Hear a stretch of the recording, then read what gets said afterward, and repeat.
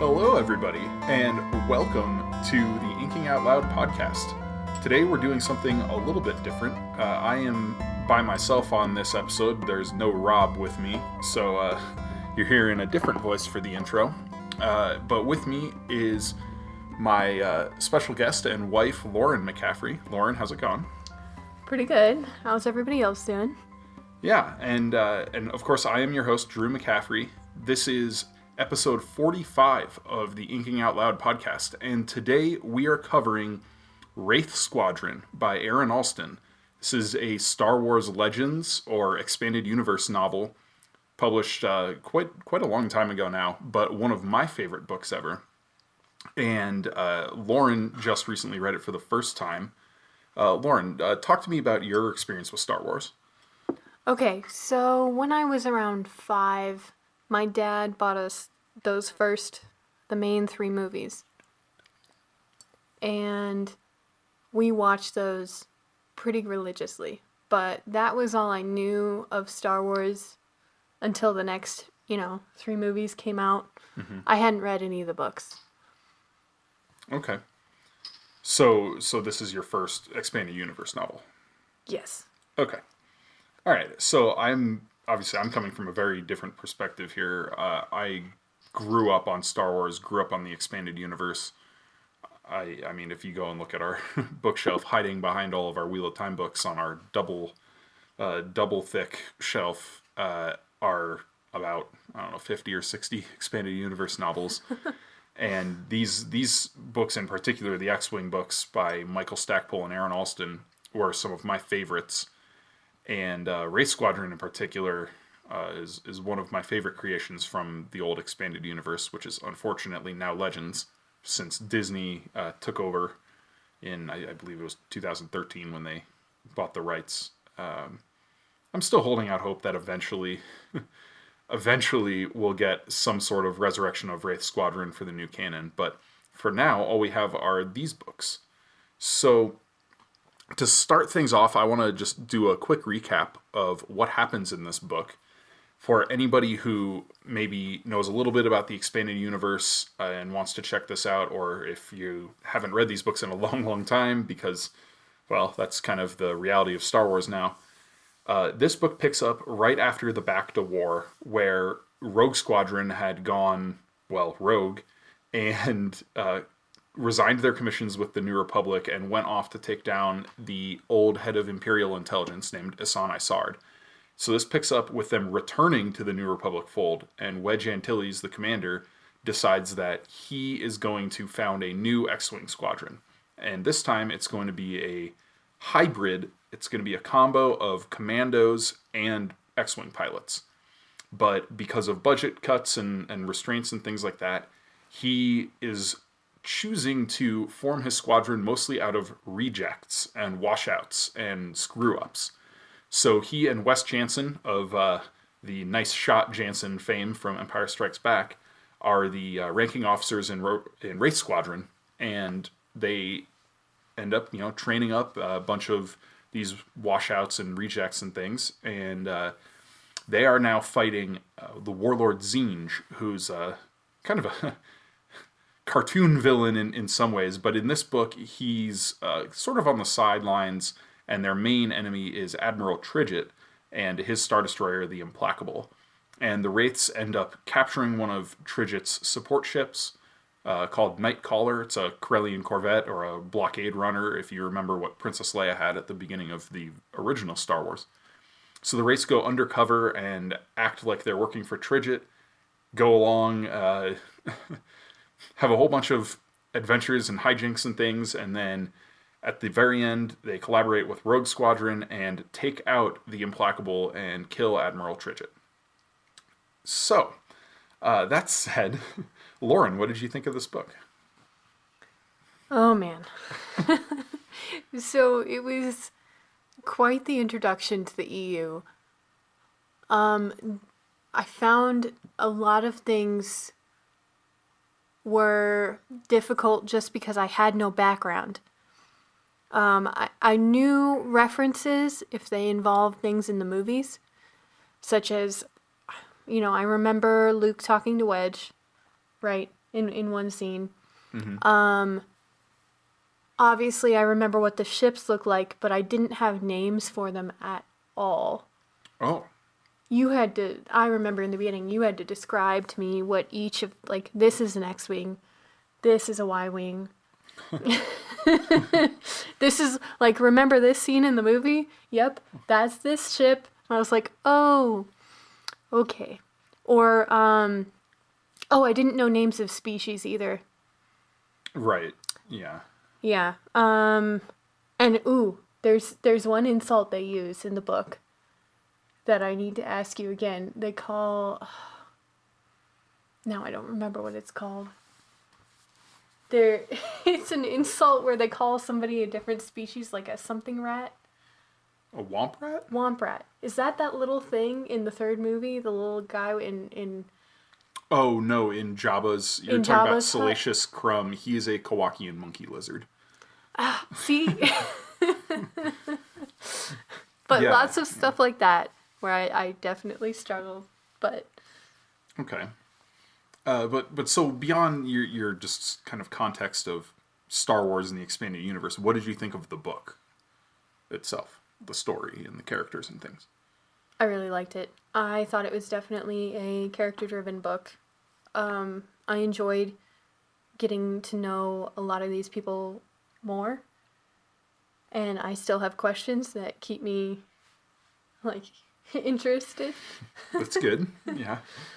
I've mentioned already a couple of times how much I love this book. And specifically, I love it for a couple of reasons. One is, as you said, the character work in this is really, really good.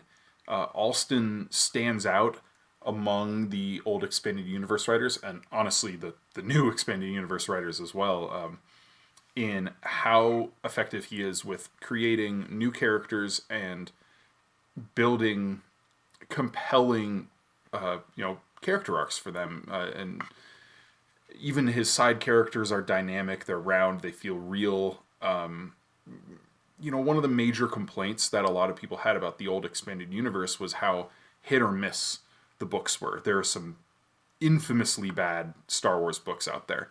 And, of course, then there are some famously great Star Wars books. Everybody immediately goes to the Thrawn trilogy, Timothy Zahn, which, in a certain sense, Zahn saved Star Wars a couple of decades ago with those books, where interest in Star Wars had waned, and he resurrected that, and the EU was built off the strength of those books, and the momentum from that gave us the prequels, and now we are where we are now, where Disney's cranking out Star Wars movies. But while so many people focus on Zahn, I personally think Alston is a better writer, and Alston's books are stronger, even though they don't have the central focus, perhaps because they don't have the central focus on pre-made characters like Han and Leia and Luke and Chewbacca and people like that. The major players in Alston's books are his. They're original, they're fun. He gets to play in his own sandbox instead of, stuck in George Lucas's sandbox, so to speak. And the other thing that I love so much about the Wraith Squadron books and Alston's books in general is how well he writes action scenes. He does a really, really good job of describing dogfights. The space battles and things like that are always lots of fun. And this ties back to the characters, because each of his pilots has such a distinct personality. When they're in combat and they're in danger, you really get a feel and care for each of them in their specific situations, how they're going to handle things based on their strengths and weaknesses.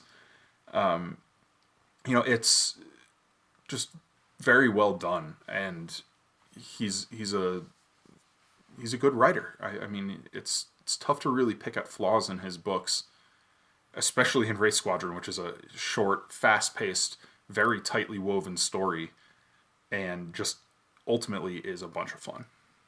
Okay, so I'd love to go through the characters again. Okay, yeah. So, obviously, Wedge Antilles is the squadron captain, and he Right. is, from the movies, he is one of the two pilots, along with Biggs Darklighter, who were acting as sort of protection for Luke, and Wedge gets hit and has to pull out of the trench. Okay, so is Biggs Piggy? Which one's Piggy? Piggy's the big fat guy who crashes into the surface of the Death Star. Is he He's like, oh, I got it under control. I got it Right under on control. target, or No, that's right on different? target's Garvin Dreis. He's different. Okay. Piggy's the guy who gets hit and crashes into the surface of the Death Star. All the way, they're saying like, pull up, pull up. His he's last like, name is Porkins. And he says, I can hold it, I can hold Yeah, it. and then he can't, and he crashes. Okay. Yeah, his name is Jack Porkins, and Piggy was his nickname because he was a big fat guy. I remember that. I just was asking because they make a reference in this book to him, and then they call Vort Sabinring Piggy, Right. and it's a sign of respect. Yes, and he's the Gamorrean, Right. who's been chemically and scientifically altered to be smarter and more well-mannered than normal Gamorreans. And I had to ask you about what a Gamorrean was too. Right, and they're the green-skinned kind of pig guards in Jabba's palace. Yeah. Yeah, and then as I said earlier, Wes Jansen, he's the lieutenant. He was Wedge's gunner on the Battle of Hoth in Empire Strikes Back. He's the first one who takes down an AT-AT walker with the harpoon tow cable. Oh. And Wedge says, "Nice shot, Jansen." Oh, okay. Yeah, and he's great. He's just a delight. He's hilarious. And then, but in this book though, our main character really is Kel Tainer, who is an Alston original character. His family's from Alderaan originally, but they were off planet when it was destroyed.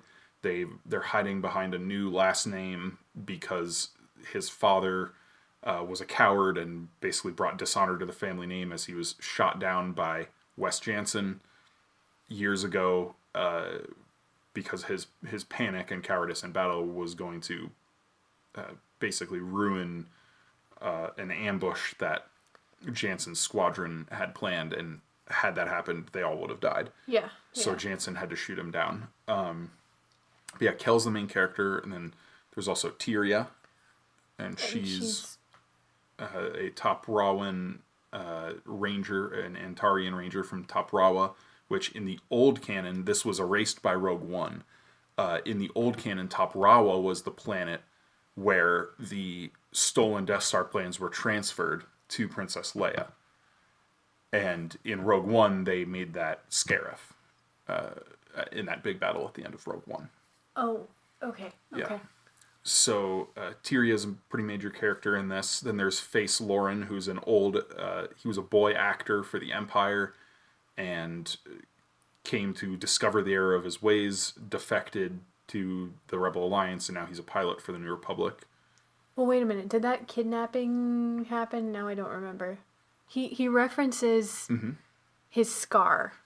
Yeah, so when he was still a child, an extremist rebel splinter faction kidnapped him and were going to kill him, but before they were going to kill him, they showed him all of this, like the truth of the Empire.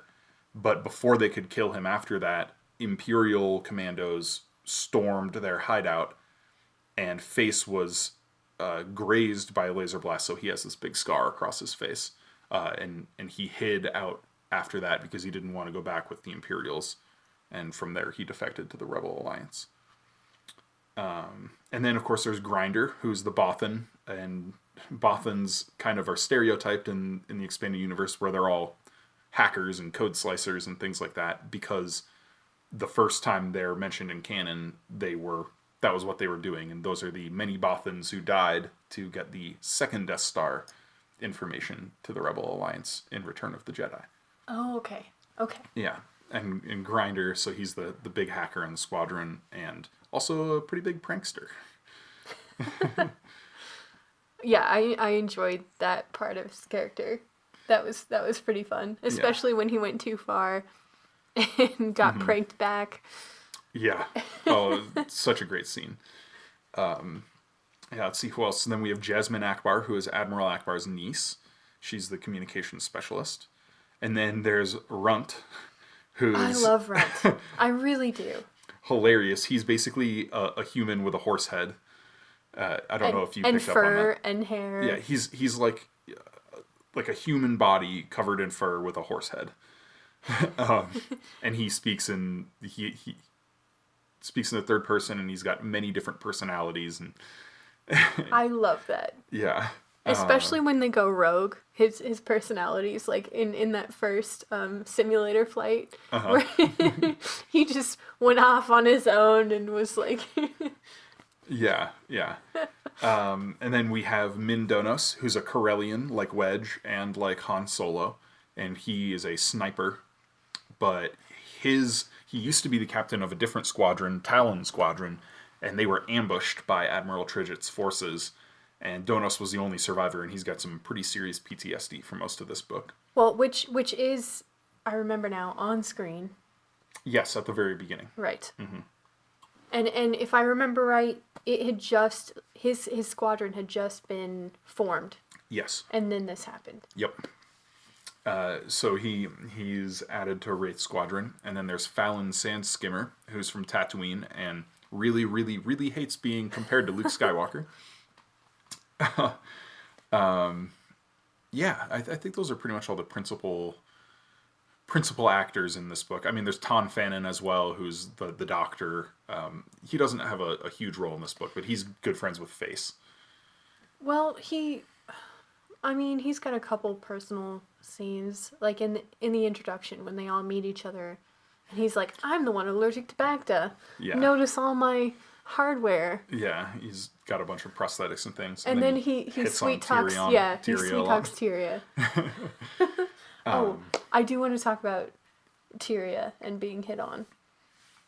Sure. Well, let's get into our discussion of all of these characters then. Do you want to start with Tyria? Sure. Okay, so I am really, really interested in all of the backstory of her planet, her people, because it's only lightly referenced, and I would love to know everything, because they served the Jedi, right? The Antarian Rangers, yeah, they helped the Jedi during the Clone Wars. Yeah, I really, really want to know more. And she has a little bit of ability to use the Force. Yes. And you see that a couple of times where she's like, I have a hunch. Like, this is a trap. They're leading us somewhere. Or, and they'll ask her, like, why? Why do you think that? And she's like, I don't know. Yeah, although you're getting a little ahead of yourself with that last part. That's something that happens in Solo Command. But she does have one moment in Wraith Squadron where she just pirates. has this, with the pirates on M2398. She has very, very limited Force capacity. She has actually one of my favorite lines, or she's involved when, she tells them she has just this little bit of Force ability, and Face is like, you know what I would do? No, that's Fannin. No, it was Face. It was Face. When he says I would, like, scratch that part in the middle of my back in the middle of, like, long missions. And she's like, oh, go ahead, make fun, and... Yeah. But yeah, so she has a scene with Kel, and they've only known each other for a very, very short time. And he goes, I'm in love with you. And she says, that's sweet. But no, you're not. But you're not actually in love with me because you don't know me. You're in love with the idea of me. Mm-hmm. And, oh my gosh, that hit home for me. I can't. Really? Yes. I can't tell you how many times I've been in a situation kind of like that, where specifically guys will say things like that, and I know they don't know me, and they think they do, or they have this picture that's not real.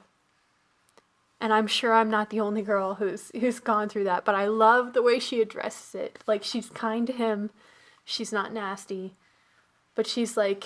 pretty ruthless, anyway. Well, she's realistic. She's like, you need to deal with this. And I love that Kel accepts it in the end. He's like, you were right.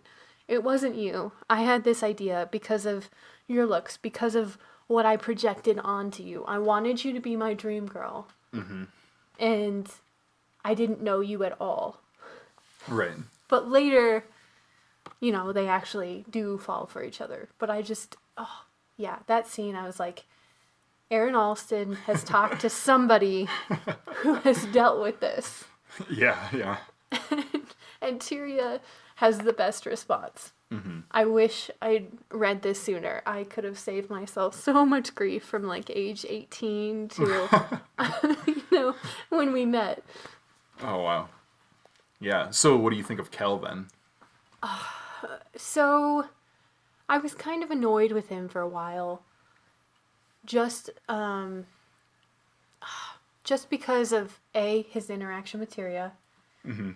And B, his, he comes across as very cocky in the beginning. Because he's so concerned about his scores and things like that? Yes. Okay. Yeah. So I was ready to dislike him. I really was. And then, he has that scene where he's very, very clearly dealing with some issues, and he does exactly what his dad was about to do and flies off, leaves his... Oh, at the end. Yeah. Mm-hmm. And leaves everybody in the middle of a battle. He doesn't put them in danger the way his dad was going to, but he has, I don't know, would you call it an anxiety attack? I'm still debating that. Yeah, I think I would. I don't think Kel is a coward. No. I don't think he's like his dad. I think he's just so locked up under the pressure and fear of repeating what his dad did and being a coward like his dad that he has these anxiety attacks. I think at one point Wedge even calls it out where he says it's not so much fear as a very strong case of performance anxiety. Yeah. So... And I think he knew that that's what he could be getting from Kel after learning some of that backstory in the very beginning. Right. Yeah, I like Kel as a character quite a lot in this book. And this is, going back to what I said about how strong Alston's character work is that in a book that it could be easy for Wedge Antilles to just take over. He's a fan favorite, for... This isn't your experience, but for readers who picked up the X-Wing books with Rogue Squadron and had read 4 books, they already know and love Wedge. And it would be easy for Wedge to distract from the rest of Wraith Squadron in this book. But Kel is such a strong character with such a compelling inner conflict and external conflict that he's the one who really carries this story forward. So while we do have a sort of episodic... plot line in this where they jump from mission to mission, there's a really strong through line of character development all based around Kel's struggle. And the culmination of that you just mentioned where he is fleeing the battle and then he has this internal sort of discussion and realizes A, that he's not a coward, and B, why he's fighting, why he's doing what he's doing. He's not just there to be the best pilot in the squadron or have the best scores.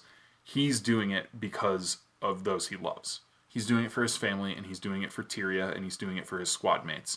And it was that key moment when he realized, if I'm flying off like this, and somebody gets sent to bring me back or shoot me down, what happens if it's Tyria? Oh, what would that do to her? And he realizes what kind of a toll his selfishness could take on the rest of the squadron. And he sort of pulls himself back in and he re-enters the engagement and flies really, really well, of course. So... although I do want to move on and I want to talk about Face and I want to talk about Grinder because the other kind of main character line in this book is built around the pranks. Right. And how early on, there's the dummy in the locker with the knife taped to its hand and things like that and the mechanical tube assembly that jumps out at Kel and... Okay, so you want to go into Grinder. Yeah, and Face, because he kind of intersects with this. Grinder first? Sure. Okay, so this morning I re-listened to the books because I wanted to be fresh. And we realized that in the audiobook that I was listening to this morning, they cut out all of Grinder's pranks. He has no character development at all in the Audible audiobook. That's crazy. And it really upset me because I was like, I don't remember everything as clearly, but I wanted to go through it. Mm-hmm. And I managed to listen to it almost twice this morning. It was so short. And it was so short because they were cutting things out. Exactly. That's crazy. I can't believe they would do that. And it's extra insulting, right? Because Aaron Alstrom is not... Alston. not Alstrom. Is not here to defend it. Yeah, that's so crazy to me how many scenes you were saying they just either changed or didn't include in the book at all. Because... So do not listen to it. Yeah. If you want to reread this, actually reread it. I can vouch for the ebook version. I have it on iBooks, and it is the same as the physical book copy that I, bought 20 years ago or whatever. Typos and all. But yeah. So anyway, with Grinder, he did die in this book, so he didn't have a really drawn out character arc or anything, but it was fun being with him while we were, because he acts like he's not a prankster. He acts like pranks are so beneath him, and how anybody who's doing that is childish and all of that. And then meanwhile he's constantly trying to terrorize everybody else in the squadron, and then he runs into the pro prankster in Face, and basically, because of an accident, Face figures out that it's Grinder and absolutely destroys Grinder, like mentally and psychologically, like gaslighting. Yeah, oh my gosh, making Grinder think he's going crazy and all this stuff. And that whole sequence with the glass prowler and the crystal deceiver, the fake version of it. I love that they put that in the computer. They went to the length where they put all of the information in the computer and we're like, well, there's this glass prowler that is harmless, and then there's the deceiver, which could kill you. Which is extra dangerous to mammalian species like Bothans. Yeah. And, like, makes him think he's going nuts, and they're all, pretending. Mm-hmm. And then Grinder faints. But yeah, moving on from Grinder, though, I want to move to Donos and Fallon, and maybe this kind of segues. What about Face? Well, because Face doesn't really grow too much in this book. His main thing was just the anti-prank. Okay, I do have one comment on Face. Okay. So, I maybe would not have put an actor into a squadron like this. I mean, you need communications, sniper, sure, part Jedi, not part, but like some ability in the Force. You've got all these other skills. Actor is not one I would have considered, but in the book, he is so integral to them being able to go through their missions. And I didn't think about it that way until he pulls off, pretending to be Darillian. Yeah. And he does it so well, and there's so many times where he almost gets caught. Mm-hmm. And he distracts. Yeah, he's really good at obfuscation. I mean, it makes sense to bring in an actor for a squadron like this, because he's your spy. He's the one who's going to get you undercover and things like that. Yeah, but I picture more infiltration skills, and his acting skills are enough. Mm-hmm. It's fun. It's just fun. Yeah. But yeah, so going back to Grinder and sort of segueing to Fallon and Donos, I wanted to ask you at least straight away, did you think Grinder had a thing for Fallon? Maybe. So there isn't a whole lot of really overt stuff in the book, but I think there's enough subtext to it, especially during that final battle with Implacable, that makes me think Grinder was really interested in Fallon. Because when Fallon gets hung up inside the Star Destroyer, Oh, yes. and Grinder insists on staying with her and insists on trying to help her out, and dies because of that. Yeah. It seemed sort of out of character for him unless he had this interest in Fallon, even though it wasn't necessarily explored, because Donos is the more important character, and his struggle with his PTSD and overcoming it, and then starting to fall for Fallon, when he sort of became capable of having emotions and acting on emotions. Guy. And then, of course, he loses her. And that gives us one of the best lines in the whole book. The 1 for Fallon, 2 for Talon. And he kills Admiral Tridget. Yeah. And the other 2 interceptors? They were interceptors, right? Yes. Tridget's guards, who are taken down by General Crespin. Okay. The A-Wing pilot. Yeah. Yeah, okay. I remember thinking when Fallon lost consciousness in one of those missions where they're trying to get the TIE fighters on the Store TIE and all. fighters. Yeah. I remember him being overly concerned compared to the rest of the pilots. Or at least there was a scene or something. Mm-hmm. Yeah. So I liked, it's crazy how much character development there is packed in, even with these sort of minor characters, in such a short book.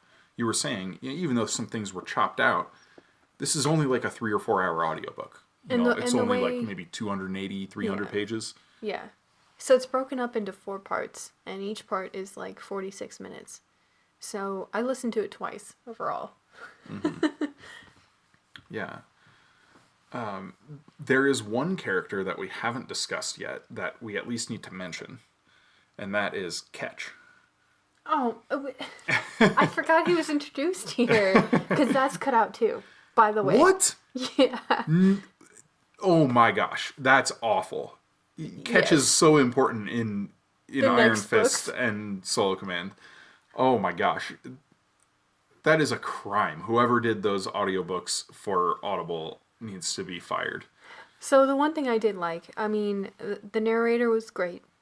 He really was. He had great accents for Runt and Piggy and both Akbars, but I should add that there were also sound effects and music. So each time they go into battle, there's that battle music from the movies. And at the very beginning, there's that intro music. And then they have sound effects for blasters and for the warning signals and the klaxons. Yeah. The klaxons, yeah.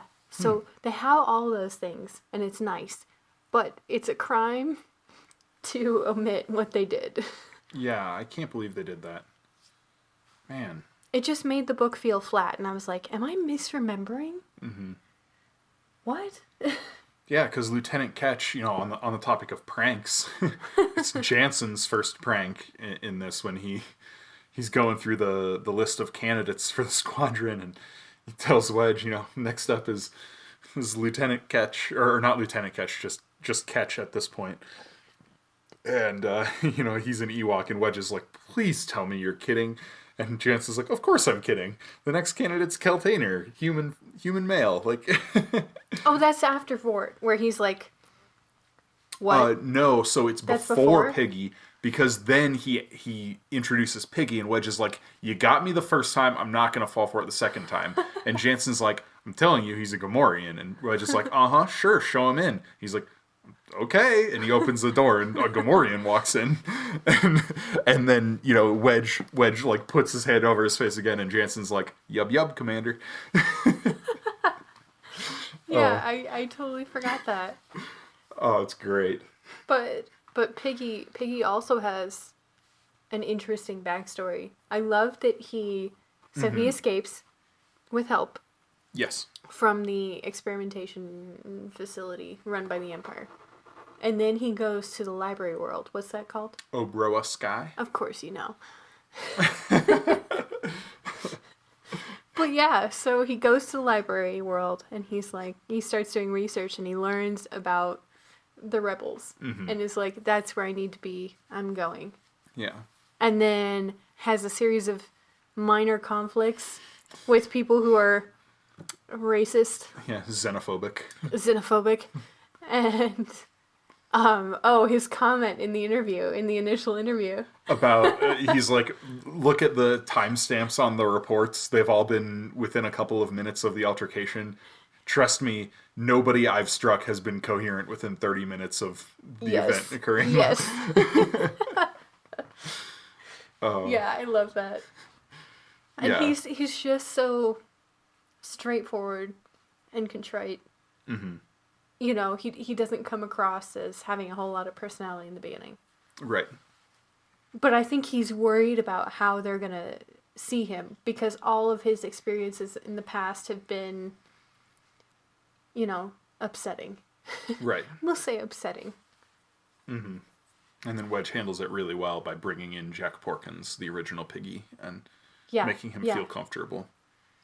Yeah. So I really only have one more character to talk about, and that is Gara Petithal. Ooh, okay. Because she is going to be pretty important going forward in the next couple of books here. And she is the Imperial naval lieutenant who went undercover as an intelligence agent into the New Republic and betrayed Donos' squadron. And she was basically the cause for his squadron being destroyed. And we see her a couple of times over the course of this book. We don't get a ton of, you know, page time with her, but we do have like maybe 4 or 5 points of view. And even in just those 4 or 5 points of view, she changes quite a bit, going from being pretty callous and cold-hearted to, at the end, betraying Admiral Tridget because she feels he betrayed all of his loyal crew. And, you know, he does something that's a pretty standard, you know, Imperial evil thing to do. You know, he says the ship's going down and we're going to take as many rebels with us as we can, blah, blah, blah. And she says, you know what, no, that is wrong. There are 35,000 people on this ship. Mm-hmm. And how many, you know, how many Imperials that we see in the trilogy and elsewhere in the books, like, wouldn't even bat an eye at that. They'd be like, of course, we're loyal sons and daughters of the Empire, blah, blah, blah. And, but to her, that's a betrayal. It's not honorable. And that honor is something that means a lot to her, which is interesting coming from a spy. You know, she was originally in Imperial intelligence. Yeah. I mean, part of that's, right, her parents. Mm-hmm. So that's another thing that is not in the audiobook, is any of her points of view until the last one. What the heck? Oh my gosh. I know, it's bad. It's bad. But yeah, looking at her final point of view and her not only telling the entire ship that they're going down and that it's under self-destruct, but also communicating with the rebels and saying, you want Tridget? There he is. Go get him. Yeah. I liked that. And then, of course, she goes undercover at the end. She masquerades as an unwilling, drugged mistress of Tridget's. Well, so she's rescued by the New Republic. Which she was ready for. I love that she has a fake mole and a wig. And she's like, here we go. Put on a new outfit. New identity. Got my identification right here. All my papers. Stuff like that. Yeah. She's very efficient as a spy. So. Well, as a communications officer, I didn't even know she was a lieutenant. I just saw her as, brilliant in that field. Because she intercepts everything. Yeah, she's the data analyst, basically. Yeah. She does a great job. Unfortunately. Yeah. So, are there any other characters you want to talk about that we haven't touched on? Ton Fannin isn't really developed here, right? No, he gets a lot more in the next book. Who else? I guess Vort. Oh, we haven't talked about Runt a whole lot. I mean, I feel like there isn't too much with him after that initial training sequence. Just him sort of developing his minds and getting control over them. Because he never gets any points of view or anything like that. That's true. He's just sort of Kel's wingman. Yeah. I do love the idea of having a species who has mini minds, and it's so foreign Yeah, to and think how of yourself. he's the one they assign to like writing letters back to the spouses and loved ones of the crew of Nightcaller after they capture it, because he can like switch minds and mindsets and things like that and try to mimic their voices. Well, there's also that scene where so he blames his pilot mind, and then the next mission, he has his study mind, The student mind, the yeah. student mind, who studies for all the tests. Yep. Yep. Yeah. So just let's just do some concluding thoughts here about the book and as a whole. Oh man. So I wish I had more background going into it just to know all the ships and the maneuvers and I don't know, just little stuff in the battles. I would get distracted because I'm trying to remember what is that ship? What does a Corellian Corvette look like? I don't remember. Okay, Star Interceptor? TIE Interceptor. TIE Interceptor. I got that one. But that was difficult for me in the combat scenes. But the characters were not. I enjoyed that. Yeah, so for me, rereading this book, this is the first time I've touched this in a few years, and it was a joy to come back to. I mean, I love these characters. I love Alston's writing so much. His humor is all over the place. He finds a really good balance between, drama and action and humor throughout this book. And I mean, reading it now after getting, a degree in writing and writing books of my own, and instead of reading it like a teenager or a little kid, just, marveling at the coolness of Star Wars, now I'm reading it with a different kind of perspective. I'm sort of mining it for ideas and lessons to learn in my own writing. And I really think the character work here is the biggest strength of it, and it's the main thing to take away. How efficiently he builds round, dynamic characters from major to minor in such a tight place. It's really, really impressive. But yeah, I don't think I really have too much else. Do you want to move into the final draft? Sure. Okay. What have you been drinking? So I have been drinking Prankster from North Coast Brewing. It is a Belgian-style golden ale, and obviously is a throwback to Grinder. It's definitely got those Belgian yeasts, which are pretty distinct. Okay. It's a 7.6 ABV. It's very, very drinkable. Very nice. Yeah. I didn't... You drank it so fast I didn't have a chance to try a sip of it. But, I know, I'm sorry. but for myself, I am drinking a sour ale. It is a wine barrel-aged kind of wild ale from Springdale Barrel Room by Jack's Abbey, which is a Massachusetts brewery. Really, really good stuff. I've never had any sours from them before. I've had some of their stouts. Their Framing Hammer series is really, really good. And I'll say, this is also really good. It's a, what is this, 6.2%? Yeah, sour beer aged in red wine barrels. And it is, as you would expect, from an oak-aged beer. It's really dry, really oaky. The red wine notes come through strong. I mean, when I opened this up, I got a whiff and it just smelled like red wine. But as you drink it more, and especially as it warmed up, the beer came out, and it was, I don't know, it's really good. Just a delightful, dry, oaky American wild ale. And so this is my shout out to the Wraiths as a whole. An eclectic bunch. We got a bunch of different species. We got some humans, we got Mon Calamari, we got a Bothan, we got a Thakwa, which is Runt. We got a Gamorrean. You know, it's a fun group of people, and they are all wraiths. And this beer is called Ghost Species. I like that. Yeah. So that is, I think, the end of our discussion for Wraith Squadron. It was a pretty short and sweet episode this time around. Yeah, I mean, short book, but... It is, yeah, it is. It's also a lot quicker when there's only 2 of us instead of like 3 or 4 as we normally have.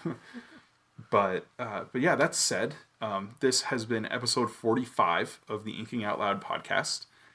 And, you know, next week we will be going back to our Wheel of Time episodes. We'll be diving straight into the first half of A Crown of Swords by Robert Jordan, which is book 7. And in the meantime, you know, if you appreciate what we're doing with this, if you want to support us, check out our Patreon, patreon.com/inkingoutloud. All of our Patreon proceeds are going toward Pat and Danny, our sound engineer and artist. They really are the cogs that make this thing run.